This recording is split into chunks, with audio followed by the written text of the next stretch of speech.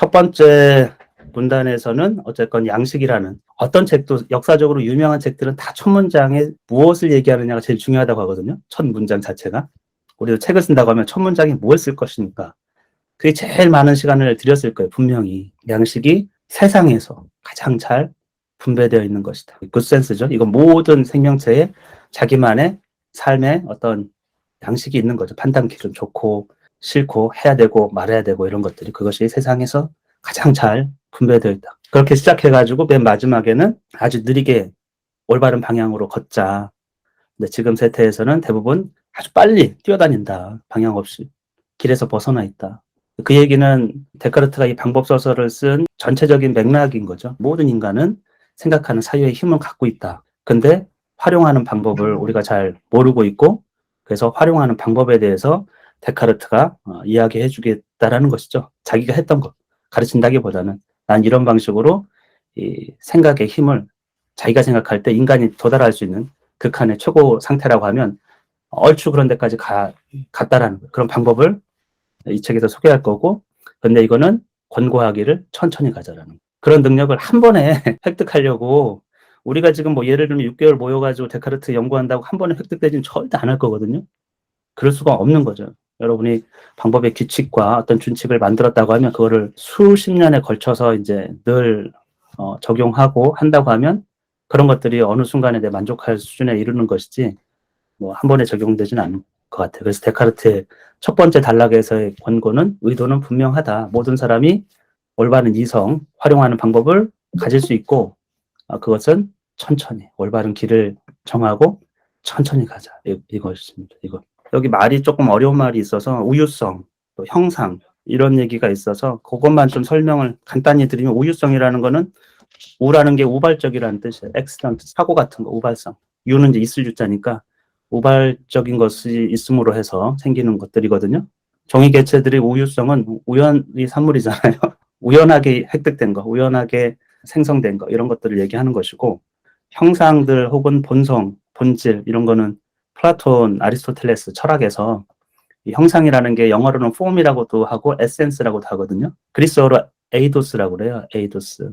그 존재가 그것으로 있게끔 예를 들면 제가 우리 원준이는 어떤 존재지? 이렇게 물으면 원준이 분명히 나는 인간이야 이럴 거예요. 그랬을 때 그 인간 이게 약간 추상적이잖아요. 개별자는 정원준인데 우리 관념 속에 인간은 어떠한 존재라는 거를 갖고 있어요. 예를 들면 그런 걸 갖고 있어 그런 설계도 같은 거. 그래서 그런 것들이 원칙과 설계도라는 것이 있어야 뭔가를 생성할 수 있다고 생각한 거예요. 옛날 사람들은. 여러분이 의자를 만든다. 그러면 의자라는 관념이 우리 머릿속에 있는 거예요.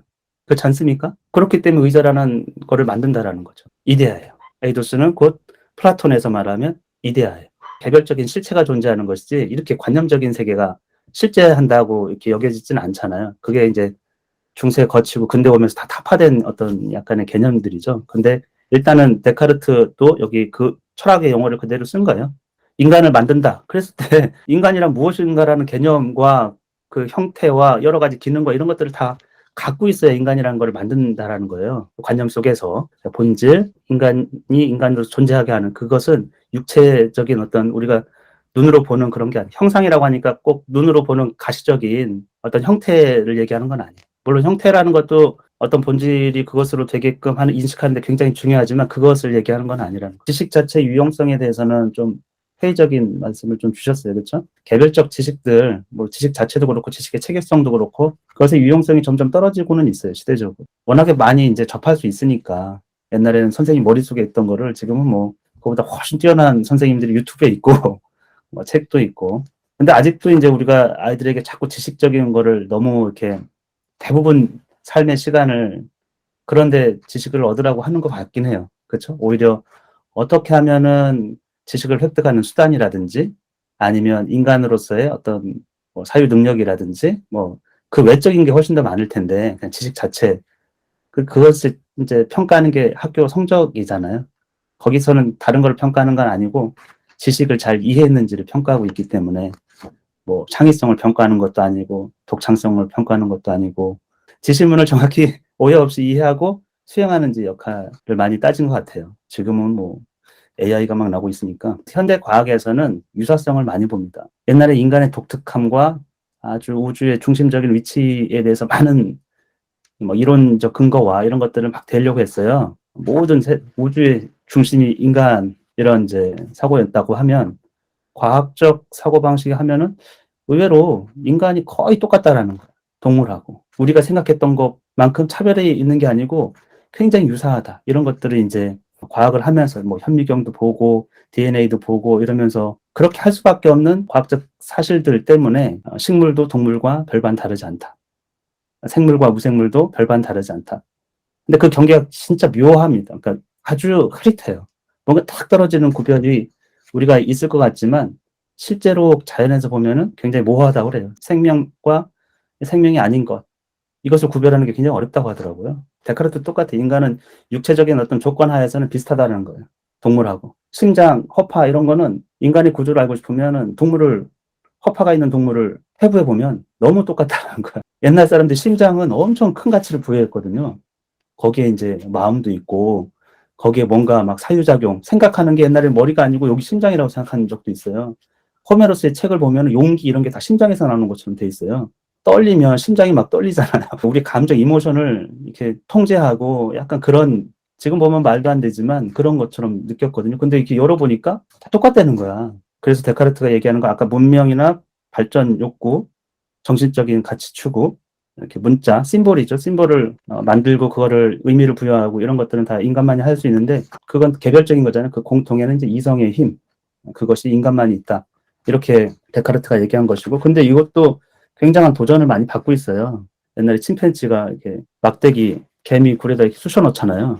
이 쑤셔 넣어가지고 개미가 쭉 달라붙으면 먹고, 이렇게 한 거를 보면서 도구를 사용한다는 건 엄청 사유를 해야 되거든요. 계획을 해야 되고, 어떤 막대기를 가져와가지고, 훑어가지고, 적절한 길이로 어느 정도까지 넣어가지고, 이제 해야 되는 여러 가지 일련의 과정들이 있단 말이죠. 그걸 하기 위해서는. 이제 그런 것들이 발견되고 이러면서는, 그러면 이제 또 다른 이제 뭐 하여튼 그 사유의 능력을 인간만이 갖고 있으면 조금 더 좁혀야겠죠. 점점점. 그래가지고 옛날하고는 좀 많이 달라요. 아무튼 그렇습니다. 보통 사람의 정신보다 완전하다고, 더 낫다, 더 완전하다, 이렇게 여긴 적이 한 번도 없다. 이렇게 데카르트가 딱 얘기했어요. 어릴 때일수록 그 환경에서 아이들이 어떤 환경에서 어떤 자극을 받느냐, 어떤 경험을 하느냐는 가면 갈수록 나이가 들면서는 그 중요성이 좀 많이 떨어지죠. 감각도 그렇고. 근데 그런 것이 눈에 보이지 않기 때문에 엄청난 거거든요. 그래서 저는 가정에서는 부모가 줄 수 있는 좋은 거를 주면 행복도 주고 부부관계가 좋은 것도 보여주고 여러 가지로 내가 잘하고 좋은 거 이런 것들을 주면 부작용은 전혀 없을 거고 좋다 이런 생각을 좀 드는데 첫 번째 문장이 데카르트가 자기를 그렇게 보니까 참 인간이 존재하는가 이렇게 물어보면 뭐라고 하시겠어요? 다 그냥 직관적으로 다 존재한다고 얘기할 거예요. 근데 또 엄밀하게 얘기하면 인간이란 건 그냥 컨셉이거든요. 개별자는 존재해도 이 보편적인 인간이라는 건 존재하는가? 이 인간의 머릿속에 만들어낸 거 아닌가? 개념적으로. 그러면 뭐가 그러면 본질적인 건가? 이렇게 물어보면 개별적인 건 다 변화하고 생성하고 없어져요. 왕새우는 100년 뒤에 없어져요. 가만 보면 물질 세계에 있는 모든 것들은 개별적인 것들은 다 1초 전에 나하고 지금 1초 후에 나가 다르거든요. 조건 자체가. 세포도 뭐 죽었다 깨어나고 2살 때 저하고 지금하고 완전 같은 게 하나도 없겠죠. 사실 사진으로만 봐도 그렇고 본질이라는 거는 변하지 않는 거거든요. 그게 본질적인 거라는 의미고 본질적이지 않은 것들은 계속 형태를 바꿔가고 변해요. 이 몸이 왕새우가 나중에 가니까 다 분해돼가지고 흙 속으로 가고 공기 중으로 가고 제 탄소 중에 일부는 누구의 몸 속으로 가고 다 이렇게 돼버리는 거잖아요. 뭐 예를 들면 그 무엇이 근본적인가 이렇게 물었을 때는 다 컨셉만 남는 거죠. 개체들의 우유성이라는 건 사실은 어떻게 보면 다 물리적이고 신체적인 어떤 조건에서 만들어지는 거예요. 인간이라는 형상이나 본성에서는 차이가 있을 수가 없어요. 그냥 그건 개념적인 거라고 생각하시면 돼. 인간이라 아니랬을 때. 근데 개별적인 사람들이 다 다르잖아요. 뭐 코도 다르고 입도 다르고. 이건 이제 어떤 신체적인 차이, 신체적인 조건, 물리적 조건에서 오는 우연에 의한 차이. 유전자가 다르죠. 뭐 어떤 조건에 의해 가지고 아이가 이렇게 알이 막 자라고 세포 분열하면서 어떤 특수 조건이 딱 생겨가지고 원래 그러니까 이런 거죠. 설계도라는 게 컨셉이에요. 이게 순차적으로 탁탁탁 뭔가 그러니까 눈에 보이지는 건 아니잖아요. 세포가 막 분열하는데 이게 뭔가 만들어질 과정 중에서 보면은 그 형성을 하려고 하면은 뭔가 딱 설계도 같은 게 옛날 사람들 얘기입니다. 철학적으로. 있어서 준비돼서 그게 과정 중에 계속 그것을 향해서 가는 거예요. 얘가. 근데 그건 눈에 보이는 건 아니고. 근데 우유성이라는 거는 그 설계도는 변함이 없습니다. 예를 들면 나트륨이 과다하게 들어와서 그래가지고 얘가 그거 반응하면서 뭔가 조금 달라졌어. 뭐 이럴 수도 있잖아요. 그렇지 않습니까? 분열하면서. 그런 것들이 이제 우유성이죠. 그러니까 동일한 개체에서는 하여튼 뭐가 좀 달라지는데 그거는 다 우유적인 특성이고 실제로 본질적인 거, 형상. 그러니까 여기 이데아입니다. 형상이라는 거는. 그런 거는 변함이 없다라는 거. 모든 종안에서는. 그런 방식 우리는 개념화시키고 이해를 해요. 세상 것을. 우리가 여기 개별적인 사람들이 있는데 이 사람들이 차이는 우유적인 것이고 우유성에 의해서 발생한 것이고 우리가 인간이라고 부르는 순간 인간이라는 개념이 예를 들면 원준이도 인간이고 왕세호도 인간이다 했을 때 그 차이는 없는 거예요. 그래서 플라톤은 이 세상에 있는 건 다 없어질 거고 그냥 별로 그냥 한순간에 있다가 가는 거고 그래서 이데아의 세계, 모상, 이데아의 세계를 베낀 것 약간 그런 그래서 설계도가 사람을 만드는 것처럼 뭔가 있는 거예요. 있어서 그걸 토대로 이게 만들어진다고 생각한 것이죠. 중요한 거는 이 설계도예요. 예를 들면 그 개념. 그래서 뭐 성경에서 보면 다 말로 창조를 하지 않습니까? 그렇죠? 인간이 예를 들면 있어라, 빛이 있어라 했을 때 과연 그 속에는 그 빛에 대한 모든 속성과 개념들을 담았겠죠. 그래야 만들어졌겠지. 예를 들면 인간이 있어라 했을 때 그게 그냥 어떤 것도 없이 인간이 세포 하나가 아무것도 없이 지향하는 바 없이 예를 들면 막 그냥 만들어지는가? 그럴 수는 없다 이렇게 생각한 것이죠. 그런 차원으로 좀 이해해 주면 좋을 것 같습니다. 데카르트가 얘기하고 싶은 거는 끊임없이 얘기하고 싶은 거는 지적인 우월성, 더 누가 합리적이고 또 누가 더 이성적이고 그런 것들의 가치를 크게 두지 않는 거예요. 그리고 사람들은 너와 나의 차이에 대해서 엄청나게 뭐 너는 다르고 이게 이제 그때 가치관이라고 보면 돼요. 서로 다르게 보는 거예요. 신분제 사회니까 남자랑 여자랑은 다르고 너랑 나랑은 노예하고 나하고는 완전 다르고 날 때부터 다르고 하여튼 뭐 다 다르다고 이렇게 생각하는데 데카르트는 그런 거는 없다라는 거죠. 그런 거는. 그런 건 인간 사회에서 만들어낸 것이고 실제적으로는 없다. 완전성이라는 걸 우리가 인식하느냐. 어떤 완전한 게 있고 그러면 내가 뭐가 좀 빠졌다고 이렇게 볼 수 있는 이건 학자마다 다 다른 거예요. 데카르트 얘기처럼 수학적인 명증성처럼 뭐가 딱 정해져 가지고 이렇다 할 수 있는 게 아니고 학자마다 좀 다르게 얘기하는 거고 그런 게 이제 플라톤이 말하는 이데아예요. 완전함이 있다라는 거예요. 그냥 개념적으로 있는 거죠. 사실. 그러니까 완전한 인간이라는 게 인간이라고 했을 때 인간의 우리가 인간이라는 걸 가졌을 때 그 모든 것 선, 착함 예를 들면 선이 있다. 그 선에 이데아가 있어가지고 그렇게 완전한 어떤 개념을 뭐 말로 설명할 수 없더라도 우리가 지각하고 이렇게 인식을 하고 있기 때문에 더 좋은 것, 더 좋은 선과 더 안 좋은 선에 대한 뭐 어떤 구별 이런 것들을 할 수 있다라는 거죠. 그게 어디서 왔느냐. 완전한 정신이라는 걸 왜 생각하느냐. 그런 관념이 어딘가에 우리 외부에 어딘가에 존재한다고 생각하는 거예요. 데카르트가 앞에서 우리가 그러니까 내가 더 이성적이고 합리적인 게 아니고 우리가 서로 다른 길로 왔다라는 거거든요. 사유를 인도하는 길이 서로 다른 길로 왔고, 그건 환경이죠. 사실 어떻게 보면 내가 그런 사고 체계를 갖게끔 축적된 것이니까. 그리고 이제 같은 거를 고찰하지 않는다. 이렇게 되는데 이게 좀 설명이 미진하지 않습니까? 솔직히. 유전적으로 좀 달라 보여. 데카르트가 뒤에서는요, 또 이렇게 우유성이라는 게 신체적 우유성 때문에 우연한 성질들 있잖아요. 정신적 능력에서의 차이도 본질은 똑같은데 그런 것들이 좀 가릴 수 있다라는 거예요. 인간의 능력에 대해서. 그런 데서 다양성이라는 게 존재하는 거잖아요. 약간 어떻게 보면은 환경적 요소를 훨씬 더 중하게 생각하고 왜냐하면 주변의 환경에 반응하는 거는 모든 생명이 가지고 있는 기본적인 어떤 아주 동질적인 어떤 능력이거든요. 환경에 반응해서 어떻게 만들어지는지. 저도 이렇게 자연을 보면은 돌짝밭에 개망초가 하나 폈는데 굉장히 작습니다. 이만큼. 근데 거기서 꽃을 펴요. 좀 더 좋은 환경에서는 엄청 커요. 얘들이. 그러면 이게 애초에 주어진 거는 사실 똑같을 거예요. 근데 조건이 다른 거죠, 사실은. 그래서 그 돌짝밭에서 이렇게 조그맣게 자라고 거기서 꽃을 핀 게 능력이 부족하냐 하면 자기의 능력을 자기가 갖고 있는 한에서는 최대한 발휘한 거죠. 어떻게 보면. 그런 건데, 근데 우유적 특성에 의해서, 우연성에 의해서 신체가 이렇게 훼손될 수도 있고 그런 것들이 발생할 수가 있어요. 그러니까 뭐 꺾여버렸어. 이렇게 돌짝밭에 자라고 있는데 누가 밟아버렸어. 그래서 꺾였어요. 근데 걔는 어떻게 합니까? 거기서도 자라려고 하잖아요. 그럼 우리가 그걸 현상을 보고 돌짝밭에 저거 밟혀가지고 있는 저 개망초하고 저쪽에서 엄청 크고 튼튼하게 자란 개망초하고 능력의 차이를 우리가 본질적인, 그러니까 능력이라고 본질적인 차이가 있냐 이렇게 물어봤을 때는 없다. 이렇게 본다라는 거죠. 그 차이라는 거는 다 우연에 의해서, 우연적 성질에 의해서 발생한 거다. 이런 측면인 거죠. 일단 데카르트는 보통 사람보다 더 낫다고 생각한 적이 한 번도 없다고 얘기했고요. 재빠른 사유를 하는 사람, 사유가 굉장히 빠른 사람이 있어요. 머리가 팍팍 돌아가는 사람이 있어요. 소위 이제 IQ가 높은 사람 같은 사람. 또는 선명하고 판명한 어떤 상상력을 가진, 상상력이 굉장히 눈에 보이는 것처럼 구체적인 사람이 있어요. 클리어한 게 선명이고 판명하다는 건 프리사이즈 정확한 거예요. 흐릿한 게 아니죠. 뭔가 상상이 굉장히 뚜렷한 거예요. 상상을 여러분이 꿈이라고 꼭 생각할 건 없고, 보통 철학에서 상상이라고 하는 거는 우리 마음속에서, 정신에서 이렇게 재현해내는 거예요. 만들어내는 거죠. 이미지를 만들어낸다라고 하거든요. 그래서 이미지를 재생하는 거, 그리고 이미지를 만들어내고 그것을 서로 결합하고 순서를 정하고, 이런 것들을 이제 상상이라고 얘기하는 것이죠. 여기 이렇게 보고 있는데 고구마 생각이 나. 그 이미지를 만들어내. 상상에 의해가지고. 그리고 기억이라는 것도 굉장히 중요한 거예요. 생생한 기억, 폭도 넓고 잘 쌓여 있는 거예요. 그래서 쉽게 갖다 쓸 수 있는 그런 능력을 가진 사람들이 있단 말이죠. 우리가 어딘가에 쌓여 있을 텐데, 우리가 경험하는 건 다. 근데 잘 쌓여 있지 않고 뒤죽박죽 돼가지고 찾을 수가 없어. 이럴 수도 있잖아요. 나보다 그런 것을 훨씬 더 잘하는 사람들이 많고, 나도 그런 걸 바랄 정도로. 근데 데카르트는 이것 외에 정신의 완전성에 소용되는 어떤 성질을 알지 못한다. 정신은 세 개의 부분으로 나눈 거예요. 사유하고 상상력과 기억. 물론 이건 학자들마다 이제 서로 다르게 얘기하는데, 사유, 상상력, 그 다음에 이제 기억. 요거 세 가지가 이제 완전성을 이룬다라는 거예요. 이 삼각형이 있잖아요. 여기 삼각형 제가 A, B, C. 요거는 이제 우리 감각을 통해서 들어온 거고, 이 삼각형이 진짜 삼각형인 거는 우리 관념 속에 있는 거예요.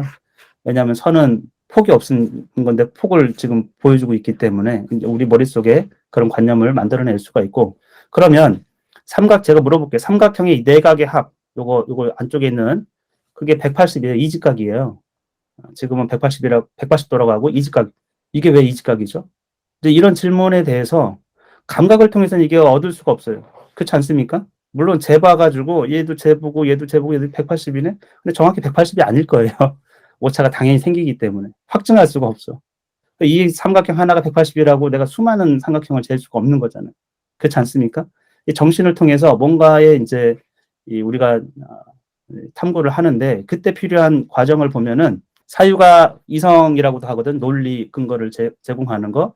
그다음에 상상은 일단 재현하는 거예요. 이미지를 만들어내고 뭔가 없던 것들을, 여기서는 보이지도 않는데 그거를 재생해내고 만들어내는 거, 연결시키는 거. 기억은 이제 예전에 갖고 있던 경험도 있고 관념도 있고 하여튼 모든 거, 감각을 통해서 의미가 이렇게 이제 더 질서정연하게 부여된 것들은 잘 기억에 들어갈 거예요.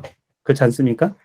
그렇죠? 근데 기억을 통해서 삼각형이 뭐라고 알고, 근데 우리가 평행선이 뭐라는 것들을 끄집어낼 수 있다고 하면, 이 평행선을 긋는 것 자체는 상상력.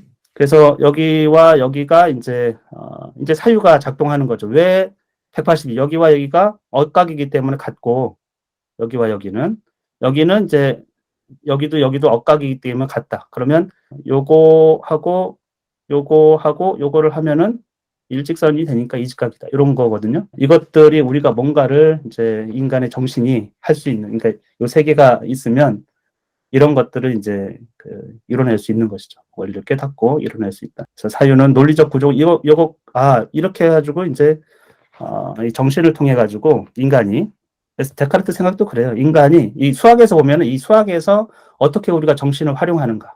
그리고 여기 상상력이라는 것도, 이게 저는 그렇게 생각해요. 이게 비약을 해보면 누가 여기다가 평행선을 만들 생각을 처음 했을까? 유클리드가 처음 만든 건 아니에요. 이게 유클리드가 정리한 것이지. 그럼 어떤 사람이 저거를 이성적으로, 논리적으로 이직각이라는 것을 위해서 저기다 평행선을 그리는 상상을 했을까? 저는요, 이거는 상상력의 생산물 같은 거예요.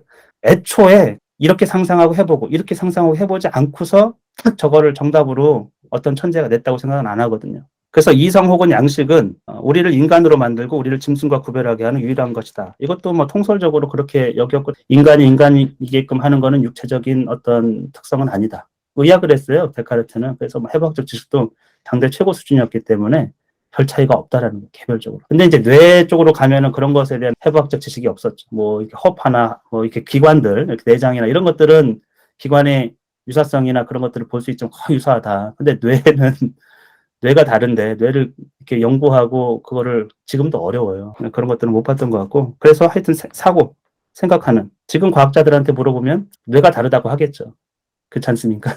뇌가 다르다. 전두엽, 특히 뭐 발달해 있고 어쩌고저쩌고 그런 영역들이 이제 동물과는 완전 다르다 이렇게 얘기했겠는데 데카르트한테 이성, 양식 이것을 얘기했고 그것이 짐승과 구별하는 유일한 것이다. 아마도 맞을 거예요. 왜냐하면 지금 우리가 몸을 만들 수 있거든요. 눈 먼 사람도 이제 볼 수 있어요. 뇌하고 전기 신호를 서로 주고받고 그거를 만들어낼 수 있기 때문에 하여튼 그 육체라는 거는 사실은 큰 차이가 뭐 없을 거라고 데카르트는 생각했고 그래서 사유하는 능력이고 인간이라고 하면 그러면 자꾸 사유하는 능력에 대해서 자꾸 중요하게 생각한 거는 결국에 인간이 인간답게 하는 거는 생각하는 힘이고 이성이고 사유하는 능력이기 때문에 그걸 개발하자라는 거예요.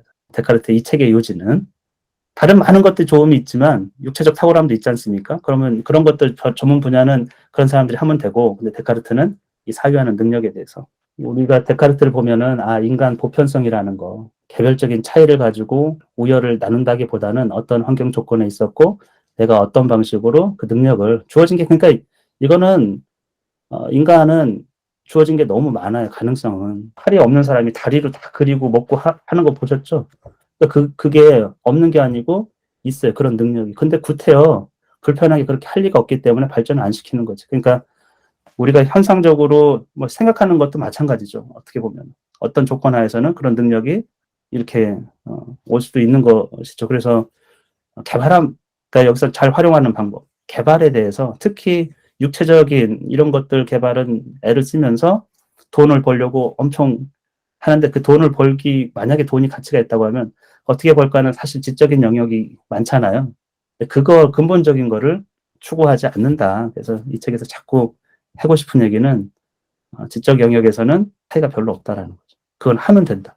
그건 하면 된다. 근데 우리도 공부를 해라. 하면 된다 하지만 어떻게라는 거는 전혀 안 가르쳐 줘요. 제가 볼 때는. 유용한 어드바이스가 없어요. 예를 들면 집중해. 어떻게 집중해. 어떻게 집중하란 말이야. 재미없는 거 집중하라고? 그런 방법이 어디 있습니까? 세상에. 안 그래? 집중해. 잘 생각해봐. 그러면 잘 생각해봐. 도대체 잘 생각한다는 게 뭐야? 생각이 있으려면 뭐 어떻게 해야 되는 거지? 이제 온통 사실 그런 말 자체가 구체성도 떨어지지만 잘 들어보면은 아무 충고가 안 돼요. 오히려 혼란을 굉장히 가중할 수 있고 아이들이 그거를 뭐 좋지도 않은 얘기를 뭐 수년간 이렇게 듣고 오기 때문에 결국에는 안 들은 것만 못하는 저는 그래서 뭐 집중해 또 꿈을 가져 뭐 당위적인 얘기는 좋지 않다. 그런 거 있는 사람도 없으면서 애들한테는 굉장히 쉽게 꾸준하게 뭐 한 번 했으면 학원 그래도 끝을 봐야지. 어른들은 그런 법이 없어요. 제가 볼 때는 거의 그러니까 그게 어떻게 이루어지는지. 그래서 저는 데카르트의 방법 소설이 오히려 정말 중요한 얘기를 하고 있는 것 같아요. 정말 중요한 얘기. 그러니까 우리가 삶에서 지킬 수 있는 준칙을 자기가 확고하게 지키는 거. 그것이 오히려 탁월성을 갖게 해줄 수 있거든요. 근데 그 기준이 우리는 없으니까 내가 뭘 추구하겠다. 어떤 뭔가에 대한 반드시 지켜야 되겠다는 그런 게 없잖아요. 아이들도 마찬가지예요. 예를 들면 아이가 공부할 때 반드시 핸드폰은 내가 1시간을 하더라도 갖고 있지 않을 거예요. 만약에 이런 각오를 하고 자기가 스스로 지킨다. 외부에서 하는 게 아니고 그렇다고 하면 그 애는 수많은 허다한 이 조언보다도 훨씬 더 잘할 수 있을 거예요. 예를 들면 그러니까 자기 안에 자기가 내가 뭔가를 하기 위해서 규칙을 정하고 그거는 반드시 지킨다라는 게 있으면 사람은 이전보다 훨씬 탁월해집니다. 근데 이제 그런 거 아니고 이제 사유 생각하는 것을 어떻게 기를지를 이제 얘기하고 있는 거죠. 그래서 받아서 이걸 반드시 지킨다라는 게 있어야 되는 거예요. 데카르트가 늘 뒤에서 보면 우유부단한 거 이런 거 엄청 경계를 해요. 삶에서 후회하는 삶을 살게 하는 거 우유부단한 거 뭔가 경계가 모호한 거 늘 명석현명한 어떤 기준 그리고 내 의식도 늘 그런 상태 내 삶도 약간 그런 거를 추구하면서 그러면 이제 탁월성에 자기의 가능성을 끝까지 높일 수 있는 방법은 자기 스스로의 준칙을 잘 지키면 되지 않겠어요? 예, 저도 그래서 운동을 제1 원리로 하거든요. 나이가 드니까. 하루에 30분 내가 정한 운동을 반드시 해요. 반드시 그냥. 예를 들면 반드시. 다이어트가 안 되는 이유는 뭡니까? 3일짜리 계획을 세우는 거 아니에요? 그러면 이 계획이 내가 10년을 할 수 있는 계획인지를 봐야겠죠. 그래서 반드시 지킨다. 지킬 거를 하는 거예요. 굉장히 부담 들어가지고 내가 계획을 세워놓고 이 계획이 너무 부담돼. 없애버려. 깊이 있게 생각 안 한다는 거죠. 그래서 데카르트는 애초에 이런 마인드예요.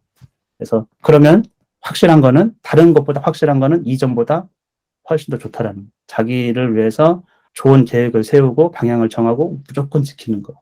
지킬 수 있는 거를 그래서 천천히 가라는 게 거기에 있어요.